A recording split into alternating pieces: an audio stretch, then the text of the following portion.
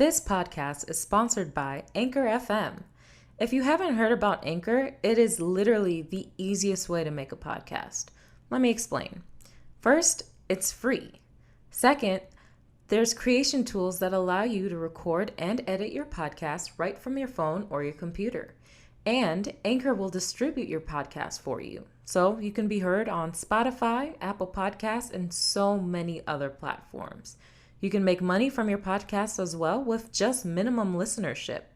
It's literally everything you need to make a podcast, all in one place. And it's what we here use at The Struggle is Real. So download the free Anchor app or go to anchor.fm to get started today. Hi guys, welcome to episode 3 of The Struggle is Real. I'm here with Narah, Pena. I said that right? Yeah, Narah in English. There we go. It's good. And and joining us today to actually talk is Ryan, aka Pack Sanity, my associate producer. Hey, it's your boy Pack Sanity. Okay, so Narah, introduce yourself. Tell us a little bit about yourself and how you got into film and why you came to SCAD. So I've always had an obsession with film and movies ever since I was a little girl. The first time I saw a TV, I would just stand in front of it, and it didn't matter what was playing on it, commercial, TV, show, movie, like I would just stare. My mom would be like, you cannot focus on anything else. So I've always been fascinated by cinema. I had a long journey in deciding on this is what I want to do, but here I am at SCAD, and I want to ideally produce and direct my own movies and TV shows. So we'll see how I get there. Ryan, our listeners have heard from you a couple of times, but they don't really know your story. So tell us. So, man, where do I start? I'll start with, so I'm a South Korean, right? My parents are, I guess, immigrants. So they really pushed me to go in a field like being a doctor or a businessman or engineer. But I don't know, I really wanted to pursue film and television because I loved watching movies when I was a kid.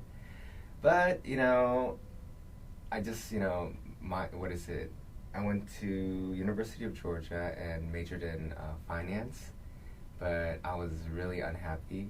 So I finally decided to pursue film and television.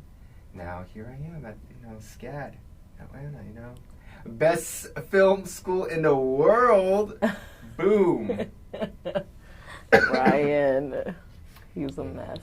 And you guys know me, Mahalio Torchu, Haitian American girl who just wants to produce and write and make money. Hella money, baby. Yeah. Hella money. Not just for me, but Sally Mae. Sally Mae just... Oh, man. Not going to let me get away with that. But anyway, so today we're going to be talking about guilty pleasures. Shows that we're going to be heavily judged for watching them. Oh, gosh. Yep. I'll go first. I'll confess. For 13 ongoing seasons, I have watched every single episode of Supernatural probably 5 or 6 times. 5 or 6 times? We're not going to judge in this room. Sorry. Judgment-free zone. Exactly. To an extent. What we're not going to do is judge. Sorry. I have seen every episode of Supernatural at least 5 or 6 times. Wow. With the exception of season, was it 7? Because it wasn't my favorite. But yeah. Wow. That's it's a lot of episodes. That is a lot of episodes. And a lot of time. Is it wasted? We don't know. But I don't know. I don't know. I won't even get into that part.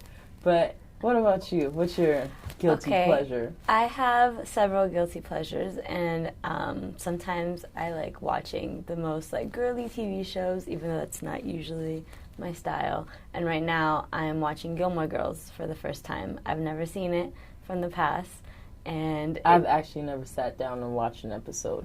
I thought it was Gilmore Girls. very boring, but usually when I meet someone, I ask them like what their shows are and what they like to watch, and I try to like give it a chance because I feel like shows give you an idea of like how people are and like their soul and what they like or don't like, whether it's guilty pleasure or not. So that's why I started watching Gilmore One Girls. of my boys from Supernatural is on Gilmore Girls. I know exactly who you're talking about. See, connection. Yeah, look at that. What about you, Ryan? What's your guilty pleasure? Guilty pleasure? I don't know if this is considered guilty pleasure, but when I get bored, I watch like, you know, those cartoons when you were when you watched it when you were like a kid. Like, have you guys watched like Kids Next Door on Cartoon Network? Oh, of course. Yeah. So I guess those are. Kids Next Door was great. Right? That's nostalgic though. That's like going back to your childhood. I wouldn't call Loved that it. guilty pleasure. No, Yeah. I wouldn't call that. What else would be a guilty pleasure for me? What do I want to admit that I actually watch? Oh boy. Oh, there's a lot of things that are probably trash. Well, not trash. I shouldn't say that. Let's take that back. Well, I love Riverdale. Okay. I love that show. I haven't watched that. Is it I really haven't. good? It's so good. I haven't caught up to season 2, but it's coming out on Netflix, so now I will That's catch good. up. I watched But that. I honestly, first impression, I was like, I'm gonna hate this. Like, this is horrible. But I got sucked into the drama. You know, It's good drama. it's good drama. It's so good. I also watch. This is really guilty pleasure. Real Housewives. What? Real Housewives. Yeah. See, here's what happened. I usually hate reality shows, but my sister loves them. And so she would always be like, oh, we always watch your shows. Why don't you ever just watch my shows with me? So, like, I'd sit down and we'd watch Real Housewives of Atlanta, Beverly Hills, New Jersey, and Orange County. Those are the best 4, in my opinion, anyway. I have a hard no against reality TV. Like, I will only watch it if, like, I'm being forced to watch it. But I have no, like, desire. Like, when people are like, where is one thing that you would never work? That'd be news and reality TV shows. Like, if you see me working for either or, it's because I'm desperate for money. You work in news, didn't you? I did. I worked in news. I gave it a shot because since I, prior to that, worked in baseball and I ended up liking baseball, I was like, well, maybe news will grow on me like baseball did. So I did work in news for 3 months. I hated every single moment of it. It's very stressful to do like live broadcasts, especially like when it can just mess up so many things. Right. So yeah. What baseball do you support? I have a very bandwagon baseball team that most people give me a lot of crap for, and that is the Yankees. But That's okay. The Yankees are the only team that matters. You can fight me on that. The Yankees are the ones that first gave me a paycheck, so they, you know, were the ones that took my loyalty as well. I learned to, like, aside from them giving me money, to, like, learn the players and, like, watch them, like, you know, like, their come up and all that. So, like, I have, like, a personal attachment to them. I like that. Loyalty. Oh, man. That's great. What about you, Ryan? You didn't really give us a guilty pleasure. You gave us a throwback. That doesn't count. Exactly. Gosh, guilty pleasures. Let's see. I have to think about it because I don't know. I feel like all the shows I watch are all great. Oh, so I'm sure you could throw one out there. That you know what Ryan did? We were supposed to be studying for an exam, right? And he was like, Mahalia, we should go get food. And I was like, Ryan, that would be me. Ryan, I have food at home. Let's just study. Somehow he Jedi mind tricked me into going to Chipotle with them. And then while we were like trying to start studying again, Ryan was like, you know, we should just watch something while we eat. Yeah. So then he's like, do you watch anime? And I was like, I mean... I get caught. Is it Naruto? No, Naruto. Naruto, sorry. No, but it was My not Spanish Naruto. came out. No, he was like, let's watch Attack on Titans. So we started watching this show. First of all, it's grotesque. Well, not grotesque, but like It's dark. It's pretty dark. Yeah. People are getting eaten in this show. Alive. There's a lot of blood going Alive. on. Alive. I'm like, Ryan, what the hell is this? But then we got hooked. We were like 3 episodes in. One of the main characters. Okay, well, something happened to a main character. Something happened to a main character, and Ryan's like, "Okay, let's stop. Let's study now." I was like, "Why would you do that to me? We have to finish this subject now. We have to finish this." We did. When did we start studying? After like 5 or 6 episodes, it was so bad. I was so mad at Ryan. It was like 20, 25 minutes. So what is it like? It wasn't that bad. But like if they were hour long, we would have been Oh, screwed. no. Mm-hmm. We would have been screwed. And our midterm was like the next day. Oh my gosh. It was bad. It was bad. That was my bad. I shouldn't have introduced you to the beauty of anime. To the beauty of anime, he says. Yeah. Do you watch anime? I watch anime movies, like, you know, like Spirited Away and all those. That movie always freaked me out. I love all of those. Toronto, like, me and my sister have a really big thing for Studio Ghibli. Is that how you say it? Yeah. Films? Yes. Yes, so. They make really good anime movies. Yeah. I recommend. They get my stamp of approval. Boom. So whoever doesn't watch it because it's really. Yeah. So Ryan, Stop looking at me like that. Staring Ryan. So down. there's a show that I wouldn't call my guilty pleasure, but I personally think it's better than Orange is the New Black, which I know that could be controversial, so I'll bring that up. It's called Wentworth, and it's the Australian version of Orange is the New Black, but it's not as did comedic. Not know there was an Australian version. Yes. I don't know if Wentworth came first or Orange is the New Black, but it's very similar in context, you know, women's prison, different storylines. Very, very, very good show. It's on Netflix. So you guys out there that like Orange is the New Black, give Wentworth a try. I didn't know there was an Australian version. Yeah. That's so crazy. So what kind of shows do you guys watch in your downtime? Recently, I've been watching Into the Badlands on Netflix. I think it's AMC original. I'm not 100% sure, but it's on Netflix. I watched that because it's like kung fu meets like post-apocalyptic world kind of thing. Okay. So, yeah, it's a lot of kung fu in it, or martial arts fighting style. So, love it. I am waiting for a couple seasons to come out for several shows. One of them is One Day at a Time. Watch it if you haven't. It's very, very funny. It's about this like Cuban American family living in LA, and it covers a lot of like tropes that like people from the Caribbean or like Latin communities can definitely relate to. And yes, I am Cuban, so shout out to my people for getting our story out there. Another show that I really like, which is also very Hispanic oriented, is Jane the Virgin. I just watched the pilot episode the other day. How did you feel? What are your like feelings? it a lot. Okay. I like it a lot. Okay. Get ready for your heart to go up and down. I and can tell the sideways show's going to get crazy really fast, but Yes. I'm ready for it. Good. I look forward to your reactions. I have a question. I don't know if this is a spoiler alert moment, but if Jane the Virgin, you know what I mean? What happens to the title then? Does it just become Jane? It's kind of like a joke as the show goes on, and you have to watch it to like appreciate it. Okay. But like everyone knows, like the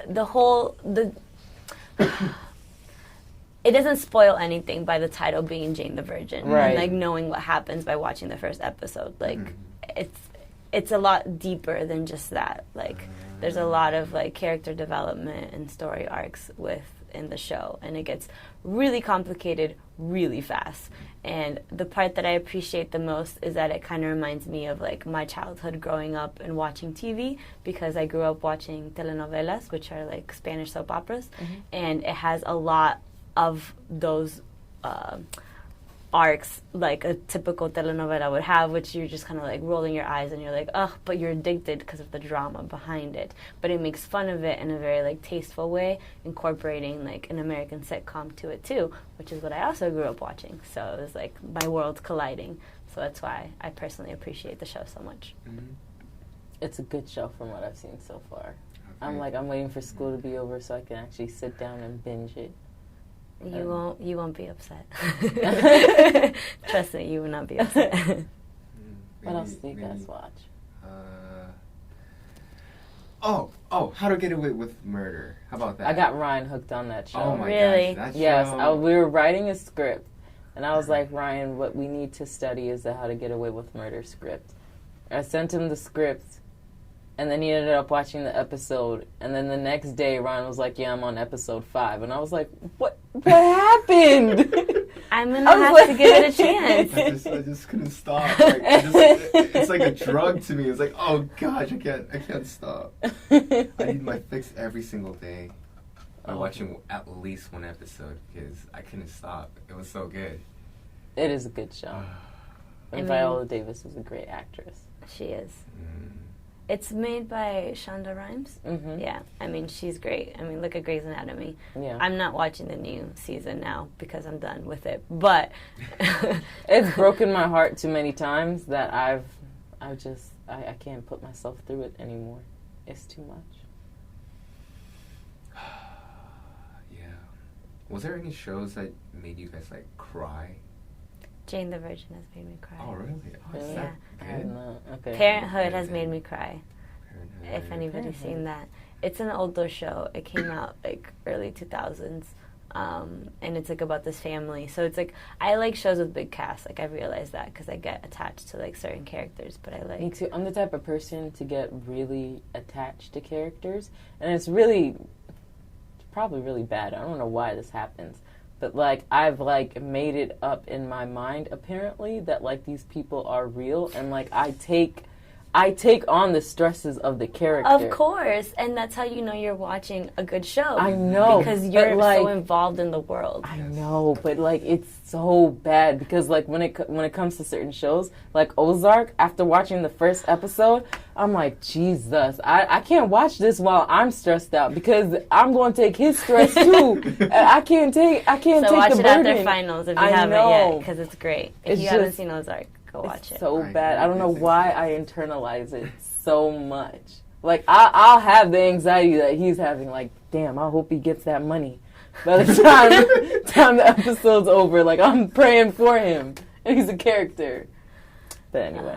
But that's the magic of good film and TV. You know? That is.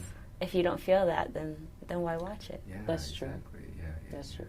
Going back to your question, a TV show that made me cry, Uh-huh. Rugrats. And the episode where they talk about Chucky losing his mom. Oh yeah, That is made some me cry. Sad stuff right there. We went back to the throwbacks. I like it. We did. Because those were the most powerful ones for me. Hey Yeah. Arnold made me cry. I haven't watched Hey Arnold. You've never watched Hey Arnold? Okay, in my defense, I lived. We're going to stop right here. All She's right, like, this I'm is about where to we play end the you a podcast clip. because Ryan, you can't be on this podcast anymore. No, You've in never seen Hey Arnold? No, okay. In my defense, I lived in Korea when I was like a kid, like my elementary and middle school years. So give me a pass. Yeah, give me a pass. I can give you a little bit of a pass. Okay. A little bit. A little Not an all the way one, because when I was in Haiti, I watched Tom and Jerry. Mind you, it was in French, but I watched it. She's like, I still got the classics. But no, Hey Arnold made me cry. There were a lot of like emotional episodes. In Hey Arnold? Mm-hmm. There was one that they talked about where he lost his parents. One where they talked about the reason Helga is such an angry child. There was a lot. There was that whole episode where the Pigeon Man Was that his name? I think so. I've watched it, but I'm not like a huge Hey Hey Sean. Arnold fan, so Okay. sorry to disappoint. Breaks my heart. Hey Arnold is trash. No, that's I'm just not. kidding. Wow. Whoa, Wow. let's go. Wow. This is a I'm safe just space. kidding. I'm just kidding. Somebody play the bars and tones because we're ending this podcast right now. Damn. Right. You can't say Hey Arnold is trash. You know, you're right. You're right. I haven't watched so it. good. So. Is there any Game of Thrones fan here? I don't watch Game of Thrones. I started watching it and it just got way too complex for me, and Wait. it didn't hold my interest because of the whole. I'm not a big what's the word called? Like create. Help me out here. Like the world that it's in, like fantasy world. I'm not big into like the fantasy lifestyle, the dragon thing. It just doesn't suck in my attention too much. Wait, what about Harry Potter? You must like Harry Potter. I like Harry Potter, Okay. Oh, but man. I wouldn't call myself like a Potterhead either, like because I'm not big into the whole fantasy, Harry Potter. like Love Lord Harry of the Potter, one of my Rings, all favorite- that stuff. Like Favorite movies. Classics. Favorite franchise movies. Lord of the Rings or Harry Potter? Harry Potter. I've never even seen Lord of the Rings. Oh my! Oh, Lord of the Rings. My I'm heart. sorry. I'm sorry. I know there are going to be people shaking their heads to this I am and shaking my just hand saying so blasphemy. Who is this girl? Why is she doing this?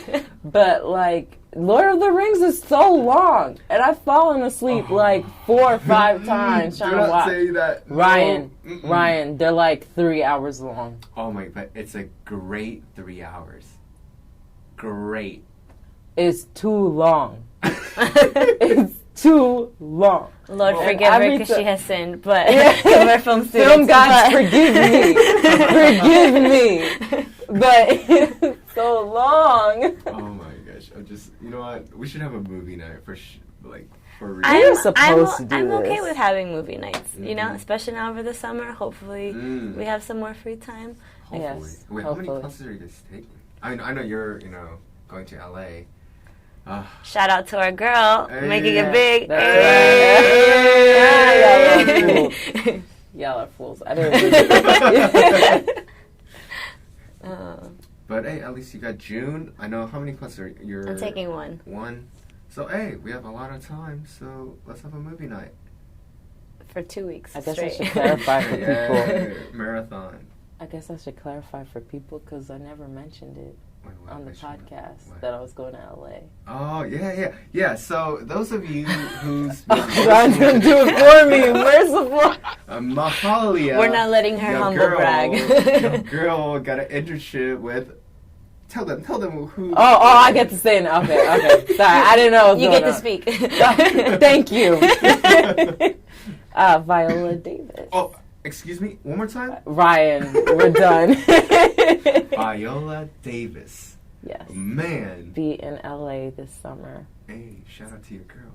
Hey, hashtag. We should make a hashtag on Twitter or Instagram or something. On both. Yeah. Hashtag Go big or Mahalia. go home. Yeah, go big. And she ain't going home.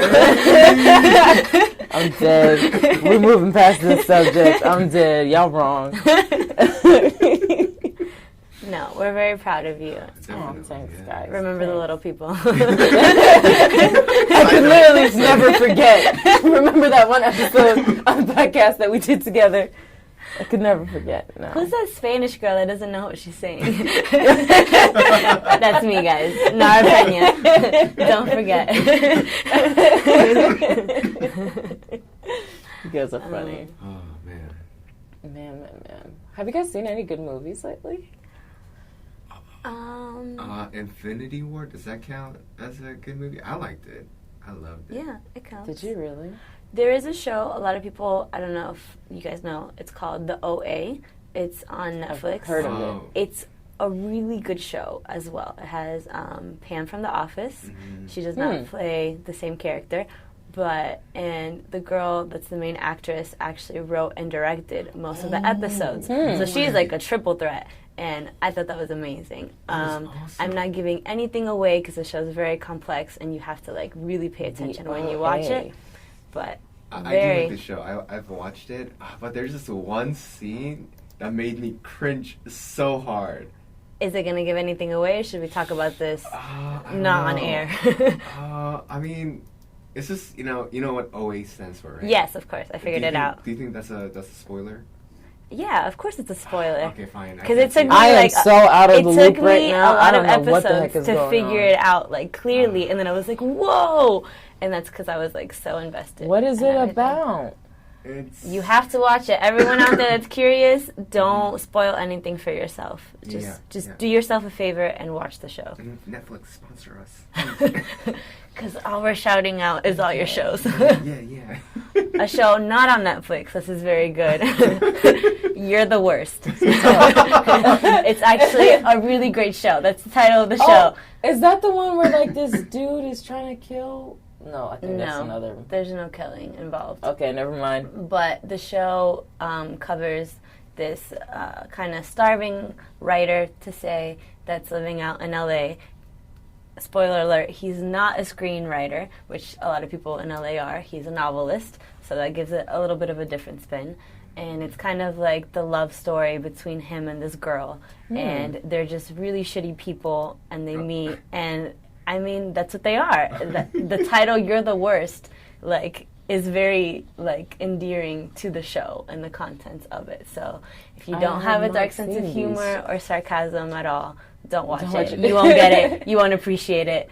Just don't do it. I have not seen these shows yet. But they all look very interesting.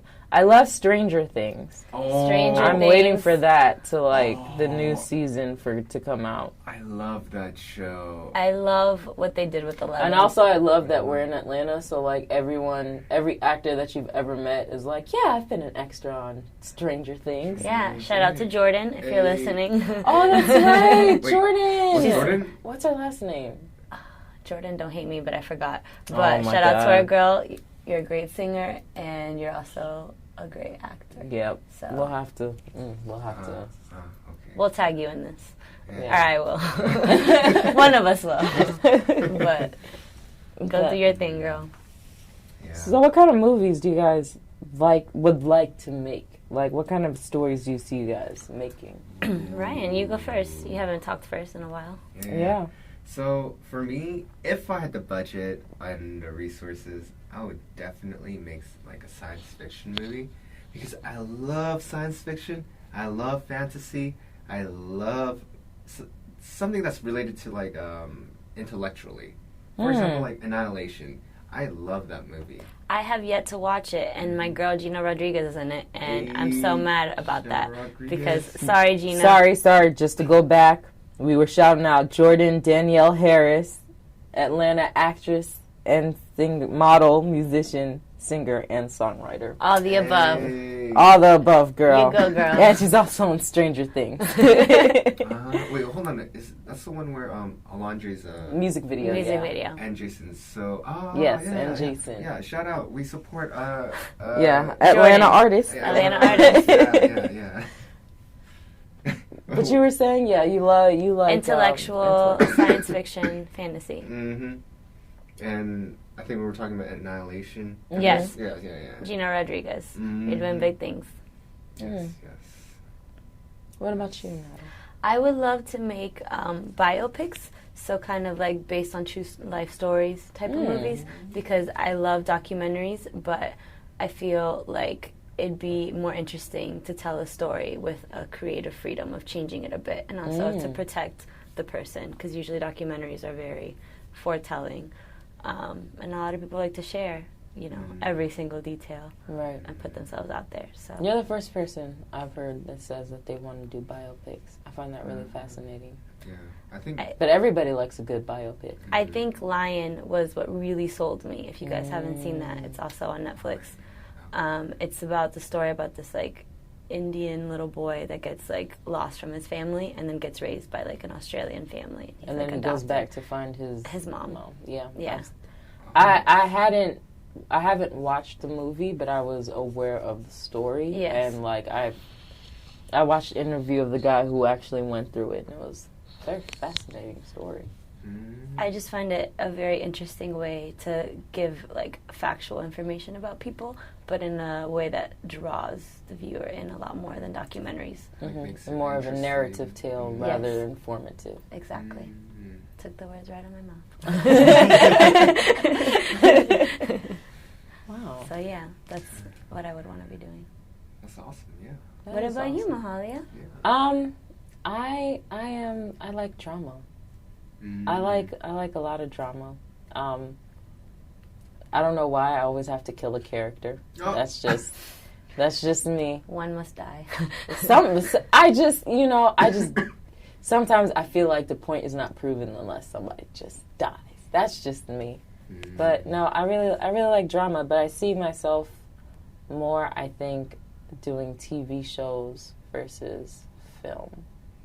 Like, I still really do enjoy, like, film and making feature films, but for me, I really like character development and seeing that prolonged over a period of time, which is probably why I like Supernatural so much, because the actors have literally aged and changed during their course of the time on the TV show, and their character is not the same from season 1. Like, the character's been through too much. Like, if you go back and watch season 1 versus season 13, you're like, wow. Yeah. It is not the same at all.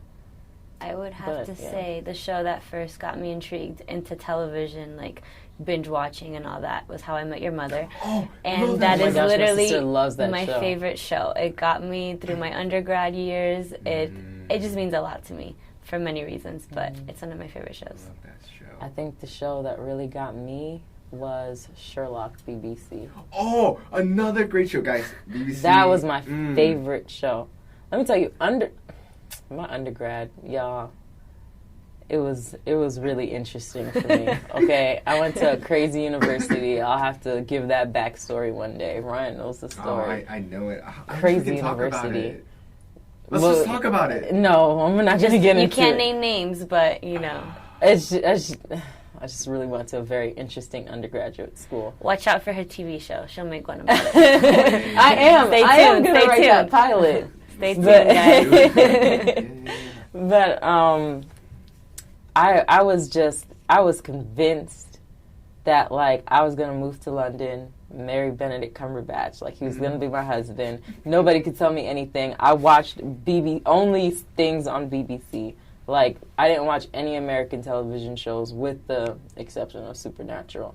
But I didn't watch anything like American at all. I only watched things BBC, and I was convinced I was going to go to London, be like an extra on like Sherlock. He's going to fall in love with me. We're going to get married. I was going to direct and produce, and he was going to keep acting, and it was going to be great. Like, that was... You're going to LA for the summer, London next summer. Who knows, girl?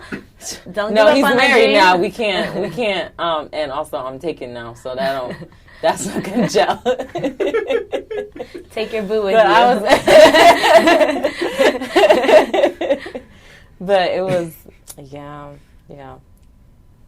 I forgot what my point was, but yeah. Anyway, Who's your celebrity crush? Oh, there's so many out there, but I mean, you know, fantasy. That's the one fantasy I'll indulge in. But shout out to Justin Baldoni on Jane the Virgin. You are a beautiful man. He's Raphael. You're a beautiful man on and off the screen. I follow him on social media, and same as Gina Rodriguez, and I just love how they have a family lifestyle outside of the show, and I think that's what keeps me so intrigued. So, yep, you're doing great. What about things. you, Ryan? Who's your celebrity crush? I'm actually interested to know who your celebrity crush is. My first celebrity crush was Angelina Jolie when she was in the first Tomb Raider, the original Tomb Raider. Man, all boys had a crush on her. She was beautiful. Gosh, when I first watched that movie, I was like, man, she is so fine. I'm gonna someday, I'm gonna marry you when I grow up. But yeah, that was my celebrity crush. Okay, if we're talking like that, then my first one was Enrique Iglesias because I love him. If you guys know who that is. No, I don't. Enrique Iglesias The singer? is the singer. Oh, yeah. Oh, yeah, singer. Okay, yeah. Yeah. Okay, gotcha. He's a celebrity, right? He's, That counts. yeah, he's absolutely a celebrity. Yeah. But I No, liked he's- him pre-mole days, so when he still had his mole before he got that shit removed. So if anyone wants to talk crap and fight me, I knew him from way before he did the whole Pitbull and featured on all the songs. No. I was about it way before all that, okay? His father's famous too, wasn't he? Huh? His father? Yes, his father's actually what brought him his fame. Yeah, that's what I Who is thought. his father? Julio Iglesias. Yeah. What did he do? He's also Also a like singer. he's like a ballad singer for Spanish as well. Gotcha. But Enrique decided to dip into My dad really likes like Spanish music. Really? He actually speaks Spanish. No way! I'm I not had to kidding meet your you. father. Yeah, he's here. He's here. Yeah, he Let's flew meet down. him. Let's bring him in. But if we're talking that way, who was my celebrity crush? When I was a kid, oh man, I used to be obsessed with the Jonas Brothers. Me too. I used to Nick. Nick or Joe. I love Kevin. the girls. I don't know one person who said they liked Kevin, but Okay, Nick Kevin, and we're Joe. sorry that everyone called you the ugly Jonas brother. Look, he's married and got kids. He's you okay. got a reality TV show. He's out here You're doing winning. great. You're winning more than the others. Exactly. So you got this. But it You're was happy. definitely, yeah, Nick or Joe. One of them would have done. Nick all day. Wait, who was the one that's in a band? That's By it's- They're themselves. both. Joe. Yeah, Joe's in the And band by dance. himself, and Nick does solo songs. Yes. But yeah, they were actually the only music group like that I knew all their songs. Like that I've never been to an American music concert. Interesting. I've only been at Haitian music concerts. But I always said if I ever went to an American music concert, I would have to like all the artists' albums and like know all their songs. Otherwise, if I only know 2 or 3 songs off your album, why am I going to your concert? That doesn't make sense to me. And they were the only like band where I knew every single word to every single song. But my parents still wouldn't let me go. So I tend to go to concerts with people, even if I'm not like a huge fan of them, depending on how expensive the ticket is, because like I like being there to experience someone else's joy. But Narah's finally going to a concert that she's really excited about. August 25th, I will not be in Atlanta, guys. I will be at Wynwood, Miami, seeing Calle 13 in person live. I've been wanting to see this man perform for over 3 years. I'm so excited. And I know that's an unpopular opinion with a lot of people, but listen to his new stuff. There's more to him than just Atrévete. Why would that be unpopular? He had a really big song that came out back in like early 2000s. It's like a very sexualized song, and like almost every Spanish person knows it. And they think that's like all that he's about, and like he's like grown a lot since those early days. He's actually like a very like educated man. He has like his MFA and like the arts. He went to art school. Oh wow! Like yeah. So his most recent album, he took a DNA test and decided to travel to different parts of the world of like where he's from and like make music with like no-name artists. Like he was just like meet people, and he did a whole documentary about it. It's on Netflix, El Residente. It's mostly in Spanish, but yeah. So I just find his like work very interesting and what he's about. I really like that. Just going to other countries, helping out no-name artists. I like that. Respect for him. Thank you. Yeah, Thank you. So we're all international people here. We are. We're minorities. So can you guys like? I mean, obviously, can you just like talk about like your culture's films and stuff like that? Like culture films. Okay, so what can we expect to see from a Korean movie, Ryan? Let's see. For a Korean movie, they do a lot of action movies, drama, and horror movies. They don't do like CGI or CGI movies because it's not as good as Hollywood special effects department or team, whatever. But yeah, I feel like Korean movies, they concentrate on the story. So whenever you watch Korean movies, like the stories is great. Yeah, what else do you guys want to know? What's your favorite Korean movie? Or what's a Korean movie you would recommend for us to see? So if you're so if you like history and you want to know more about like Korean War, there's a movie called 태극기를 휘날리며. I don't know it in English. Is that the one that you showed me before? That's Welcome to Tongwakor. That's like more comedic movie. It's like heartwarming comedic movie. But the one I'm talking about, it's very dark. It depicts like a lot of what really happened during the Korean War between the North and the South. Yeah, it's a lot to take in when I watched the movie, and it's like a very family-oriented movie because like a lot of families separated because of that war. Right. So, yeah. What about you? What can we expect to see from a Cuban film? Cuban film. So I haven't seen a lot of Cuban films, like made by Cubans kind of thing. Like one movie that, I don't know if it's still on Netflix, but it's called Una Noche, which means one night, was made by an NYU film student, and she actually traveled to Cuba and like hired Cuban like actors to be in the film. And it's kind of like talking about like these three Cuban friends like trying to like escape the island and like come to America. So it includes like a lot of different topics that it talks about, whether it be like homosexuality, which is something that in the Latin culture like isn't very like outspoken with, because there's the whole like, especially male oriented, there's the whole macho culture of like, you know, you have to be tough, you're a man, you don't cry, blah blah blah.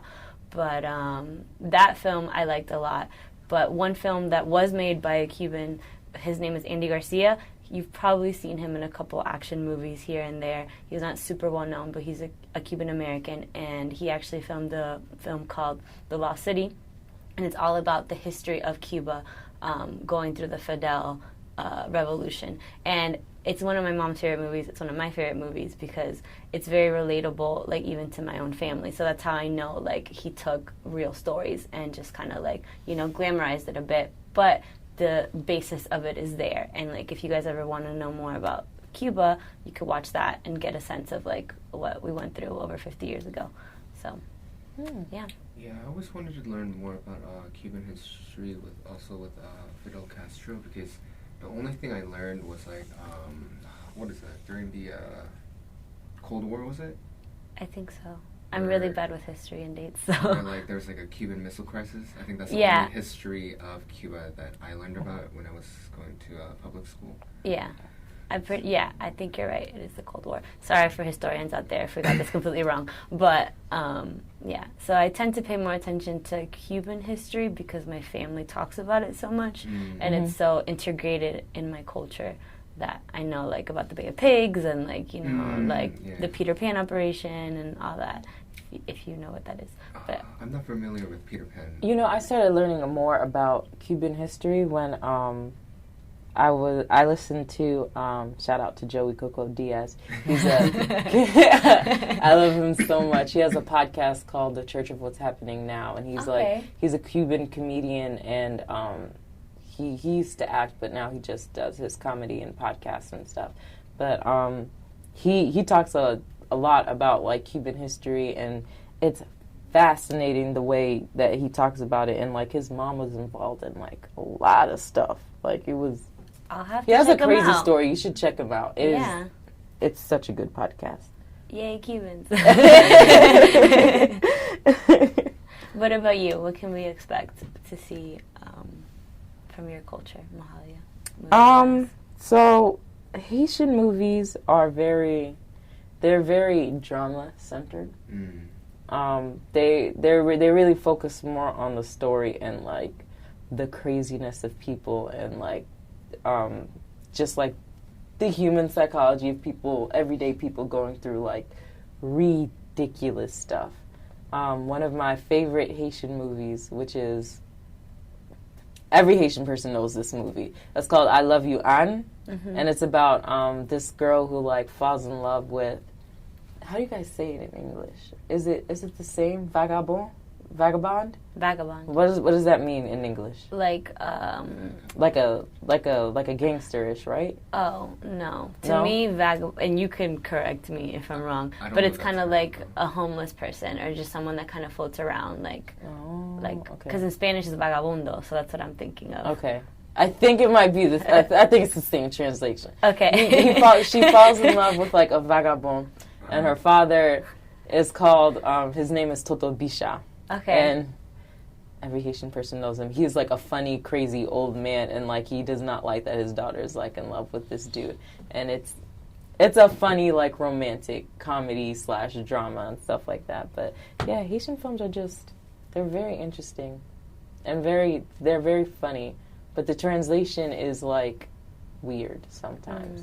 Because in some of the movies, like, especially if it's, like, an older Haitian movie, like, Haitian people speak in a lot of metaphors and similes. The translation... It doesn't translate over. Exactly. Like, you have to know it to get it. Exactly. Like, it's a very, like, philosophical thing that, like, if you're not Haitian, you're just... Exactly. It's just No. not gonna I be get there. it. Like, there's a lot of that carries over to different Latin communities, like, not just Cuba, but, like, Puerto Ricans or, like, Dominicans, or even, like, to go as far as, like, Mexicans, which, like, all of those are very different, like, culture-wise. But there's, like, little sayings that we kind of all just, like, yeah, we know what that means, but, like, you try to explain it to someone else, and they're like, what? Yeah.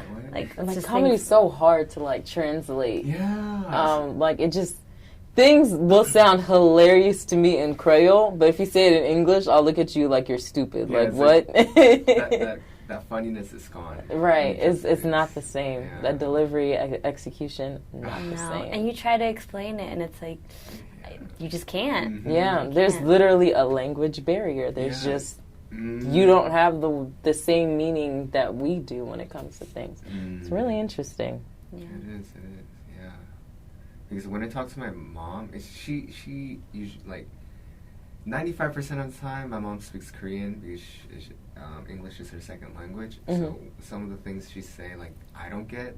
So we definitely have that language barrier, and sometimes it's like very difficult to communicate with her because, you know, I know a lot of like English, but she doesn't, and she knows a lot of Korean, and I don't. So yeah, it's like yeah. Complications, yeah. I think since we've lived in America, like me and my family for so long, like even though my grandma only knows how to say like hello, good morning, like that's it. But like for example, when I try to say like roommate, like she gets what I mean when I say roommate because like it's become kind of like this like Spanglish type of like environment, even because like I know I can throw a couple English words in there, and then if I don't know how to say it in Spanish, I can kind of like describe it in Spanish, and then she'll be like, okay, I know what you're talking about. Like with my parents, they speak English. They've been here for a while, but it's still like their English isn't perfect. And most of the time when they're talking to us, they're just talking in Creole, but I would always like either respond in English or like if I was trying to prove a point, I'd say it to them in Creole and stuff like that. But there's still certain sayings, and I don't know if it's because it's like a generational thing because I didn't grow up in Haiti. Yeah. Technically, I wasn't born there, but I did spend a lot of time there. There are like a lot of sayings that like just need translation, especially if you're from like different parts of the country. Yeah. Forget exactly. it. Yeah. And like Haiti's like pretty small, so imagine like, you know, like compared to like Cuba, for example, Cuba's so long, so like there's a lot of things that like even then when I talk to Cubans that are from like Havana, because I know you guys all claim that you are, but not all of you are. Right, like every Haitian claims they're from Port-au-Prince. You're not. So like they call, for example, like a rice that's like my favorite dish, like I call it con gris, and it's just literally like black beans and white rice cooked together. But in like Havana or like other parts of the island, they call it moro. And when I first heard moro, I was like, what is that? But you that know, happens. There was a Haitian kid in my undergrad, and like my family is more from like the north side of Haiti, and so I guess they'd be considered more educated, and his family's more from the south side, which is whatever. There was this whole language barrier, and like he would say things that like the pronunciation was just so weird. Like I grew up like castor oil, we call it l'huile mascariti. Okay. He would say l'huile masquechu. And I was like, what the hell is that? What the hell is the chu? It's not even spelled that way. Like, I was really offended. And he would be like, your Creole's weird. And I'm like, your Creole is weird. Like, how are you going to tell me my Creole's real? Go somewhere. But, like, I talked to my parents about it, and they were like, no, it's different parts of the country say it different ways. And I was like, that's so weird. But. I mean, I could do a Cuban accent, but I won't submit you to that just yet. You know, it's actually really difficult for me to do the Haitian accent. Really? Like, I can't, it's hard for me to do it when I'm, like, trying to say it in English. Like, if I'm trying to imitate my mom speaking Creole, it's not going to sound right. I sound more African than anything else. I don't know why. But, like, when I'm speaking Creole, oh, yeah, it'll come out. But I don't know. It's weird. That's funny. Can you do a Korean accent? Korean accent? No, because I learned a proper way. Like, my parents, like, made sure, like, I don't speak Konglish. They made me, like, pronounce every word, like, in a certain way. So I'm like, no, I can't speak Konglish. No. But it would be fun to learn, though. Oh, man. Guys, our time is up. That is it. Thank you for having me. Thank you for being here. This was a fun episode. It was, and I felt like it was so short. I know. We should do a part 2. Part two. Baby. Part 2, keep talking about our culture. But there's so much we can learn because I'm really, like, with the Korean film that you showed me, like, there were some interesting choices when it came to, like, the shots that they did in the movies. But, like, you don't really see that a lot in, like, I guess, American filmmaking. But, like, it was still really creative, and it, like, just, you know, gave me, like, a very broad perspective to look at. Definitely. So I think it's so important for us to, like, look at each other's cultures film and just learn from, like, each other's culture. Definitely. Because it will always influence your art. You know what they say? When you travel, your creativity expands because you're, you know, learning so much, like, new things around the world. So, yeah. Definitely, people, if you guys want to travel, do it because that's the best way to learn and expand your creativity. Boom. Puts you in a new place.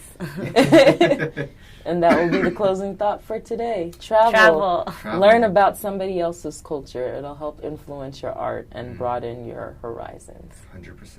And if you can't afford it, at least read a book or watch something or talk to somebody. Exactly. Yes. Don't stay in your bubble. Because there is a small amount of cultures everywhere, especially here in Atlanta. Like, there's going to be a Hispanic community. There's a Haitian community.